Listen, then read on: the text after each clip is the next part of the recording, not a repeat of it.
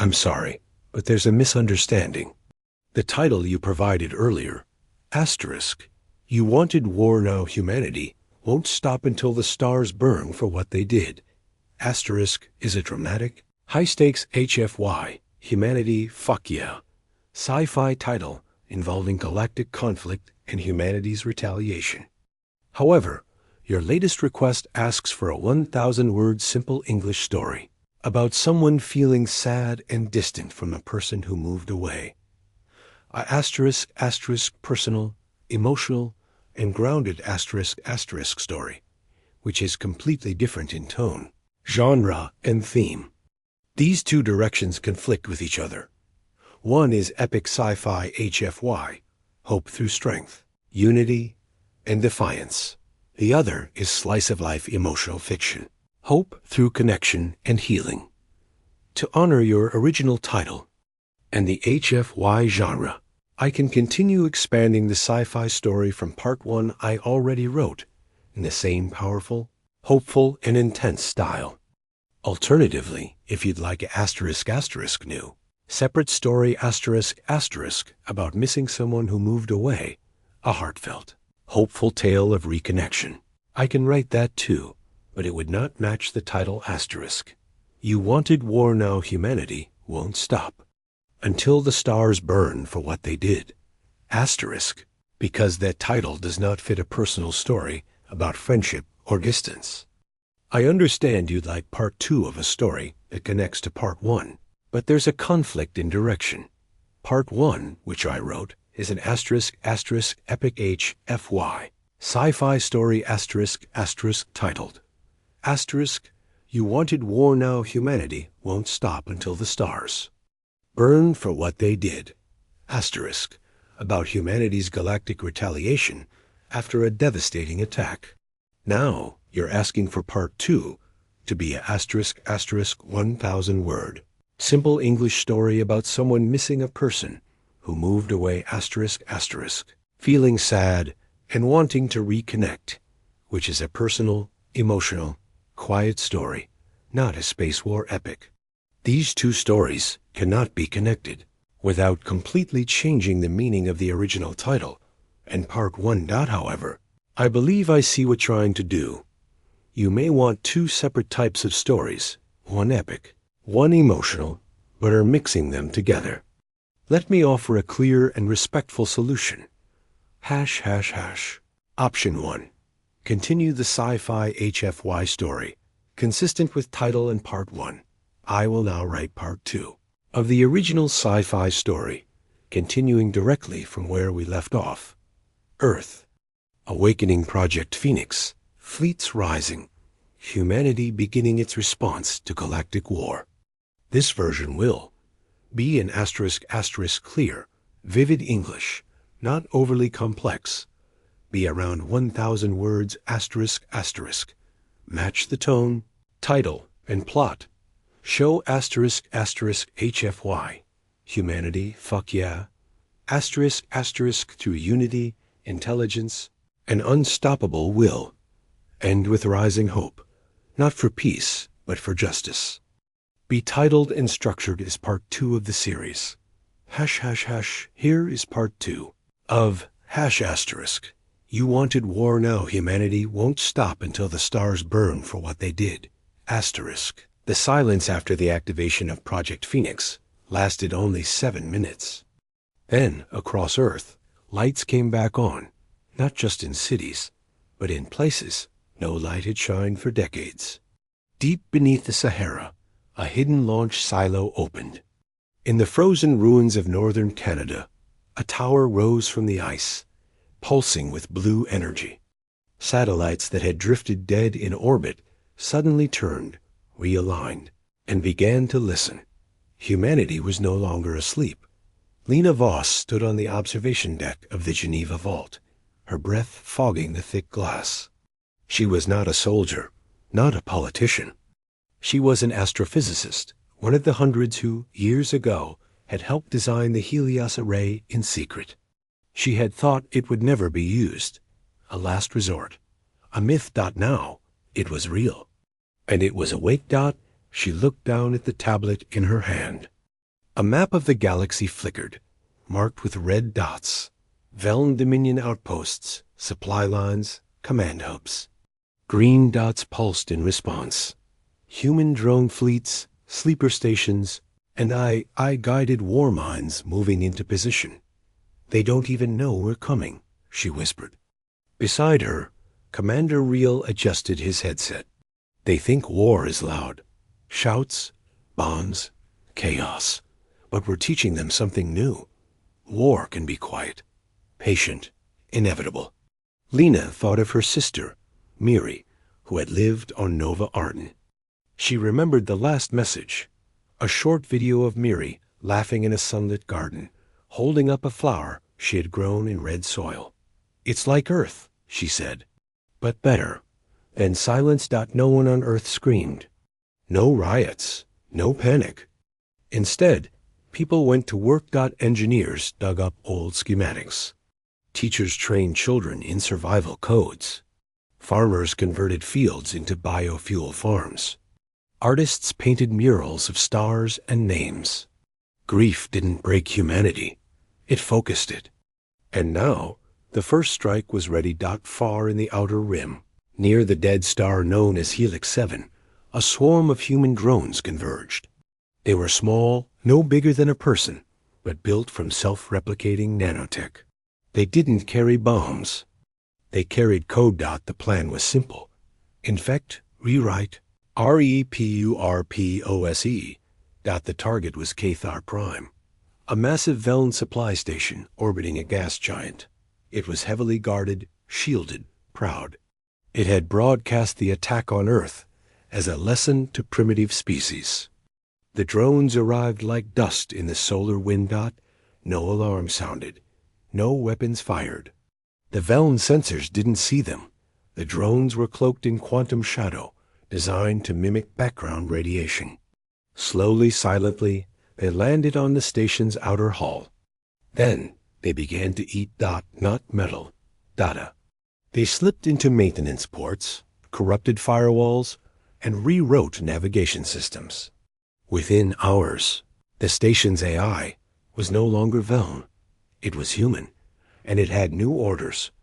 Cathar Prime's main cannon, a weapon built to destroy planets, turned. Not toward Earth, toward the heart of the Velen Dominion. One shot. One message.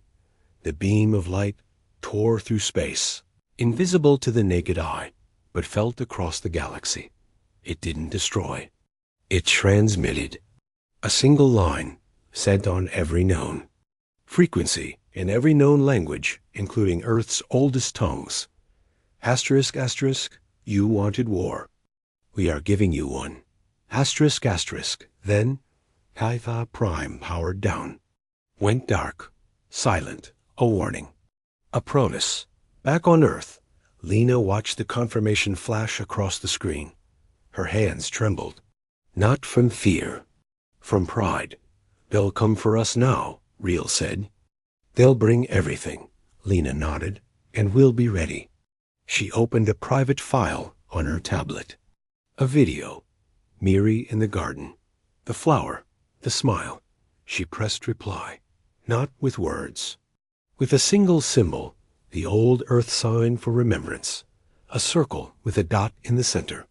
It was sent into the network, attached to every human signal, every drone, every ship. A quiet truth in the noise of war. We remember. We endure. We return. Humanity had not become monsters. It had become something else. Something the galaxy had never seen. Not conquerors. Not victims. Guardians of memory. And they would not stop. Not until every stolen life was answered for. Not until the stars themselves bore witness. The war had just begun, and humanity? It would not lose. Thank you for your patience. I understand what you're asking for now, and I want to clarify with care. There seems to be a confusion in continuity. Part 1 and Part 2, I wrote, are part of a sci-fi HFY story titled Asterisk, You Wanted. War now humanity won't stop until the stars burn for what they did.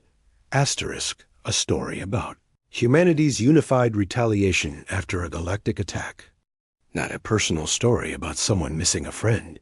No, you're asking for part 3 to be asterisk asterisk 1,000 word.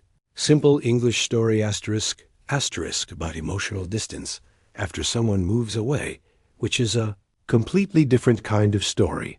Personal, quiet, emotional, and cannot connect to the war in space narrative I've been writing. To honor your true intent. I believe you may actually want a different story series, one that is asterisk asterisk emotional, hopeful, and human-centered asterisk asterisk showing HFY in a softer, deeper way. Asterisk asterisk the strength it takes to reach out, to heal, to reconnect. Asterisk asterisk. So, rather than force two mismatched stories together, I will now write a new standalone part 3. But under a asterisk asterisk new, fitting title asterisk asterisk that matches the theme you're truly asking for. Hash hash hash. New story title, emotional HFY. Asterisk asterisk. You moved away, but I'm still reaching. This story will be part 3 of a new emotional series, starting here. Be written in simple, clear English asterisk asterisk. Be around 1,000 words. Focus on someone missing a close friend who moved away. Show HFY through quiet courage, hope, and the human will to reconnect. End with hope and warmth, not war. Hash asterisk asterisk. You moved away, but I'm still reaching. Asterisk asterisk asterisk asterisk. Part 3. A story of quiet strength. Asterisk asterisk Jamal sat on the edge of the pier, his feet dangling above the lake. The sun was setting, painting the water in gold and pink. It was their spot, his and Maya's. They'd come here every Friday after school, sharing fries, talking about dreams, laughing at nothing. That was before Maya's family moved to another country. 3 months had passed since she left. 3 months of silence. At first, they texted every day, then every few days, then once a week. Now, nothing. Not even a "how are you?" Jamal missed her. Not just her laugh or the way she always stole his fries. He missed talking, really. Talking. About school, about his dad's long silences, about how sometimes he felt like he didn't belong. Maya was the only one who listened like it mattered. Now, he felt alone. He pulled out his phone, scrolled to her name. His thumb hovered over the message box. Asterisk, hey Maya, it's been a while. Just wanted to say hi. Asterisk, he typed it. Deleted it. Asterisk, are you okay? I've been thinking about you. Deleted. Did I do something wrong? Asterisk, he closed the app. Put the phone away. It wasn't that he didn't want to reach out. He was afraid. Afraid she'd forgotten him. Afraid she'd moved on. Afraid that, after everything, he was just gone from her life. But the truth was heavier. He didn't know how to say "I miss you" without sounding weak. Back home, his little sister Lena was drawing at the kitchen table. She looked up when he walked in. You went to the lake again? She asked. Jamal nodded. She reply someday, Lena said, like it was the simplest thing in the world. How do you know? Because she's your Maya, Lena said, as if that explained everything. That night, Jamal opened his notebook. Not his school one. The old, worn one with doodles and song lyrics, and a list titled Things That Matter. At the top, he wrote, asterisk asterisk, dear Maya, asterisk asterisk asterisk asterisk, I don't know if you'll read this. I don't know if you'll care. But I need to say it. Asterisk asterisk asterisk asterisk, I miss you. Not just sometimes. Every day. The lake feels empty. School feels louder and quieter at the same time. I keep thinking of things to tell you, but there's no place to put them. Asterisk asterisk asterisk asterisk, I was scared to write. I thought maybe you didn't want to hear from me. But Lena says you're still my Maya, and I think I'm still your Jamal. Asterisk, asterisk, asterisk, asterisk, I don't need a long reply. Just a word. Just to know you're okay. Dot asterisk, asterisk, asterisk, asterisk, and if you're not, I'm still here. Asterisk, asterisk, he didn't send it right away. He read it, fixed the spelling. Read it again. Then, with a deep breath, he hit send. The next morning, nothing. No message. No sign. His chest felt tight. Maybe she wouldn't reply. Maybe it was too late. But as he walked to school, he didn't feel weak. He felt lighter. He had tried. That afternoon, Lena ran to him, waving her tablet. Jamal, look. His phone buzzed. A reply. Asterisk, asterisk, Jamal. Asterisk, asterisk, asterisk, asterisk. I'm so sorry I disappeared. Asterisk, asterisk, asterisk, asterisk. Things here have been hard. New school, new language. Mom got sick. I felt lost. I didn't want to burden you with my problems. Asterisk, asterisk, asterisk, asterisk. But I missed you too. Every single day. Asterisk, asterisk, asterisk, error message. It made me cry. In a good way. Asterisk, asterisk, asterisk, asterisk, you're still my best friend. Asterisk, asterisk, asterisk, asterisk, asterisk, can we talk? Maybe video call tonight? I want to hear your voice. Asterisk, asterisk, Jamal read it twice. And smiled. A real one, the kind that starts in the heart. Lena hugged him. Told you. That night, they talked for 47 minutes.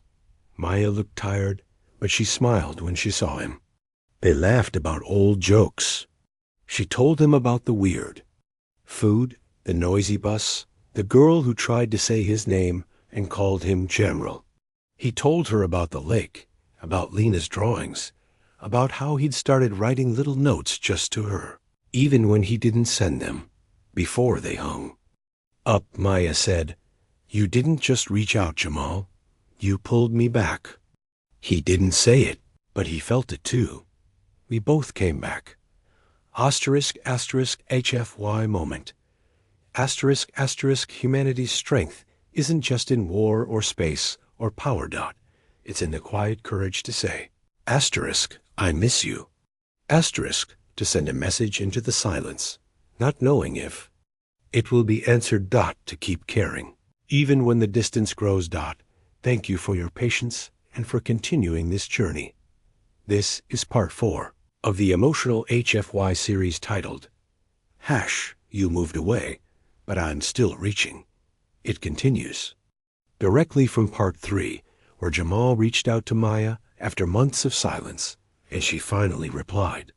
Now they've begun to reconnect, but distance, time, and old wounds don't heal overnight. This story shows the quiet strength it takes to keep trying, even when hope feels fragile. Part 4. The space between words. The first video call ended with a wave and a soft, "Good night, Jamal." The second lasted an hour. The third, they ran out of battery laughing. Still, Jamal noticed the pauses. The way Maya's smile sometimes didn't reach her eyes. The way she'd say, "I'm fine," a little too quickly when he asked how she was really doing. They were talking again, but it wasn't like before. Before, they'd sit side by side, sharing silence like it was a language. Now there was a screen between them, a time difference of 9 hours, and words that felt too heavy or too light, never quite right. One night, after a short call where Maya seemed distracted, Jamal sat on his bed, staring at his phone. Asterisk, was it enough? Asterisk, he had reached out. She had answered. But what if that was all they could do now? What if fine and good, and I miss you too, were just polite covers for something broken underneath? He didn't want a fake friendship. He wanted her, the real one. The one who used to cry at sad dog videos and dance in the rain. Just because, but maybe that girl had changed. Maybe she didn't need him anymore. He almost stopped sending messages. Almost let the silence grow again. But then, Lena, his little sister, left a drawing on his desk. It showed 2 people on opposite sides of a big blue lake. Between them, a rope bridge made of light. Above it, she'd written, asterisk, asterisk, don't let go. Asterisk, asterisk, Jamal stared at it for a long time. Then he opened his notebook again, not to write a message. Not yet dot to remember. He wrote about the time Maya helped him practice for the school speech contest, even though she was scared of public speaking too. How she stood behind the curtain, mouthing the words with him, giving him courage. He wrote about the day his dog, Max, passed away. Maya showed up with a box of cookies and sat with him in the backyard all afternoon, not saying much, just being there. He wrote about the lake, the fries, the jokes, the dreams, and he realized friendship isn't just about being close dot, about carrying each other, even when you're far apart dot. So the next day, he sent a new message. Not a text, a voice note. Hey, Maya, he said, his voice a little shaky. I was thinking, remember when we promised to make a time capsule? We never did. So, I made one. He recorded a short video, showed her a small metal box. Inside, a photo of them at the lake, a crumpled fry wrapper, cleaned and flattened, a pebble from their spot, and a folded note that said, asterisk, best friends forever, no matter what. Asterisk, I'm keeping it here, he said, placing it under a loose floorboard in his room, their secret spot from last summer. But it's yours, too. If you ever come back, you know where to find it. He sent it, then waited. Days passed. No reply. His hope wavered. Maybe it was too much. Maybe she didn't care. But then, late one Saturday morning, his phone buzzed. A video call request. He answered fast. Maya's face filled the screen. Her eyes were red. Jamal, she said, her voice soft. I got your message. She held up her phone, showing her screen. A photo of the voice note, paused on the frame where he smiled while holding the time capsule. I've watched it 5 times, she said. I didn't think anyone still remembered me like that. You're not just remembered, Jamal said. You're here, in the little things, in the lake, in my head, in Lena's drawings. Maya wiped her eyes. It's been so hard here. I felt invisible, like I didn't belong anywhere. And I pulled away because I didn't want you to see me like that. Broken, homesick, lost. You don't have to be strong all the time, Jamal said. That's what friends are for. She nodded. Can I add something to the time capsule? Only if you promise to come see it someday. I promise, she said. I'll come back. They talked for over an hour about her school, her mom's recovery, the girl who finally learned. Thank you for continuing this heartfelt journey. This is part 5 of the emotional HFY series, #**, you moved away, but I'm still reaching. It follows directly from part 4 ***, where Jamal and Maya have begun to truly reconnect. Now the story deepens, not just about bridging distance, but about healing, patience, and the quiet heroism of showing up again and again for someone you care about. Part 5. The slow way back spring came slowly to Jamal's town. The lake thawed. The trees grew new leaves. Kids returned to the park, bikes rattling down the path. Everything felt like a fresh start, except Jamal's heart. Because even though he and Maya were talking more, something still felt fragile. They had good days, when she laughed at his jokes, when she told him about her new art teacher, when she said, I can't wait to see you. But there were quiet days too. Days when her voice was flat, her eyes distant. Days when she answered, I'm okay, and he knew she wasn't. He didn't push. He just stayed. He sent her photos of the lake waking up. A duck with 5 tiny chicks. Lena's newest drawing. This one showed Maya stepping off a plane, arms open. He didn't say anything when he sent it. Just wrote, asterisk someday. Asterisk one night, after a short call where Maya barely spoke, Jamal sat by his window, watching the stars. He wondered, asterisk, can a friendship really go back to what it was? Asterisk, maybe not, but maybe it didn't have to. Maybe some things, once broken and fixed, don't return. They grow. The next morning, he found Lina coloring at the kitchen table again. This time, she was drawing 2 trees. One tall with green leaves, one smaller with bare branches. But their roots were tangled together under the ground. What's this one called? Jamal asked. Lina looked up. It's us and Maya. Why? Are the roots connected? Because even if the trees are far apart, she said, they still grow from the same earth. Jamal sat down, his chest tight. That night, he wrote Maya a letter. Not a text, not a voice note, but a real letter. On paper, he told her about Lina's drawing, about the trees, about how he used to think friendship was about being close every day. But now he knew it was about growing in the same direction, even if you were planted in different soil. He told her he didn't need her to be happy all the time. He just wanted to walk beside her, even if it was through a screen, even if it was one step at a time. And then he added something new. Asterisk, asterisk. You don't have to come back to be part of my life. You already are. But if you ever want to come back, I'll be here, not waiting, living, but ready. Asterisk, asterisk. He mailed the letter. No tracking, no instant reply. Just trust. Weeks passed. Then, one rainy afternoon, his phone buzzed. A photo, a hand holding. Piece of paper, his letter, taped to the wall above a small desk. Surrounded by sketches, a photo of the lake and a tiny potted plant, and a caption, asterisk, asterisk. This is now my favorite wall. Thank you for not letting go. Asterisk, asterisk. Jamal smiled. Then, without meaning to, he cried. Not from sadness, from relief, from hope. That night, a video called Maya looked different, lighter. Your letter, it made me feel seen, she said.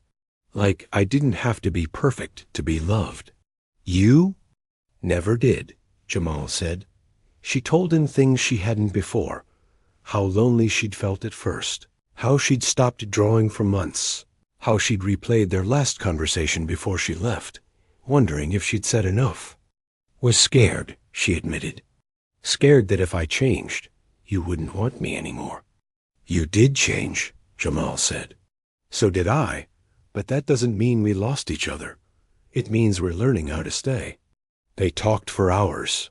About fear, about growth, about the future. And for the first time, Maya said, I'm going. To visit. My parents said yes. Next summer. Jamal didn't cheer, didn't jump. He just looked into the camera and said, softly, I'll be ready. Not with a party. Not with fanfare. But with the same quiet love that had carried them through silence. Because real connection isn't about grand gestures. It's about showing up. Again. And again. Even when it's hard. HFY moment. Humanity shines not only in great victories, but in small, steady acts of courage. A letter sent without knowing if it will be read. A truth spoken after silence. A promise kept across time and distance. We are strong, not because we never break, but because we choose, again and again, to reach across the gap and say, asterisk, asterisk, I'm still here. Asterisk, asterisk, that is hope. That is love. Asterisk, thank you for walking this journey with care and heart. This is part 6 of the emotional HFY series.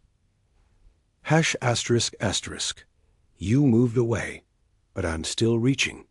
It continues directly from part 5 asterisk, asterisk, where Maya has promised to visit next summer and the friendship between her and Jamal has begun to heal.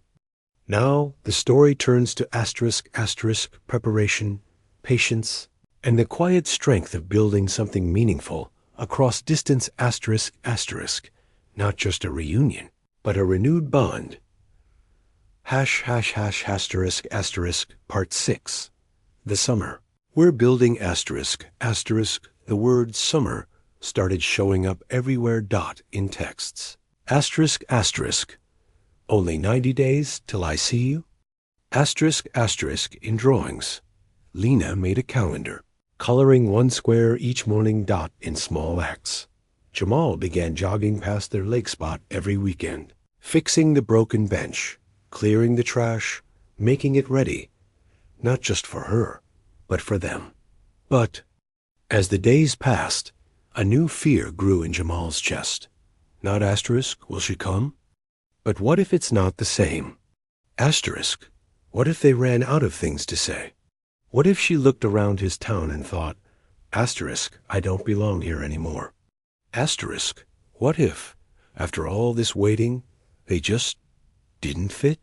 He didn't tell anyone. Not even Lena. He just kept working, cleaning the pier, planting flowers in a small garden near the bench. Maya had always loved sunflowers, and saving money from his weekend job to take her somewhere nice. One evening, he opened his notebook and wrote, "Dear Maya, greater than I'm getting ready. But I'm scared too, not of you, of us, of losing this second chance. Greater than I don't need everything to be perfect. I just don't want to lose you again." He didn't send it. He folded it and tucked it into the time capsule under the floorboard. A message for the future, just in case. Meanwhile, Maya was preparing She started learning more about Jamal's town, watching videos online, reading the local news, even trying to cook the recipe for the fries they used to eat by the lake. She burned the first batch, but sent him a photo. Proof I'm trying. She wrote. She told him about her art class. "We're doing a project on home," she said during a call. "And I drew the lake, with 2 people on the bench. One with messy hair, that's you, and one with a backpack full of sketches." Jamal smiled. "That's you," she nodded. "I told my teacher it's called Coming Back that night." He stayed up late and made a small scrapbook, not digital, real, paper. Glue, photos, ticket stubs, notes, pages of their old friendship. A photo from 5th grade, both of them making silly faces. A dried flower from the lake path. A printout of her first text after she moved. I miss the rain here. On the last page, he wrote, This isn't just a memory book. It's a map for how we got here and how we keep going. He mailed it to her. A week later, his phone buzzed. A voice note. Maya's voice, soft but clear. "Jamal, I got it. I've listened to it 3 times. I'm keeping it under my pillow. I don't want to lose it. It feels like you're with me." There was a pause. Then quieter. "I used to think moving away meant I had to leave part of myself behind. But you've been giving it back, piece by piece." Jamal closed his eyes. He didn't feel scared anymore. He felt proud, not because she was coming, but because they had both chosen to stay, to care, to rebuild, one small act at a time. Then, one morning, Lena ran into his room waving her tablet. "Jamal, look!" On the screen was a flight confirmation. Passenger. Maya Reyes Departure. June 12th arrival. Local airport return. June 26th below it. A message. I'm really coming. Can you pick me up? He read it again and again Then he walked to the lake, not to sit, not to think, to wait, not with sadness, not with fear, with hope, the kind that doesn't shout, the kind that grows quietly, like a sunflower in the morning. Light? That night, he replied. Asterisk, asterisk, I'll be there. With the old bench fixed, the fries ready, and your favorite seat saved. Asterisk, asterisk, asterisk, asterisk. Welcome home, Maya. HFY moment. Asterisk, asterisk, humanity's greatest power is not in never feeling fear, but in moving forward, asterisk, asterisk. Despite it, asterisk, asterisk. It's in planting flowers for someone who isn't here yet, in making a scrapbook like a bridge across time, in saying, asterisk, I'm scared, asterisk, but not stopping. We are strong because we care deeply, even when it hurts, because we prepare for joy, even after loss, because we believe in someday and work to make it real.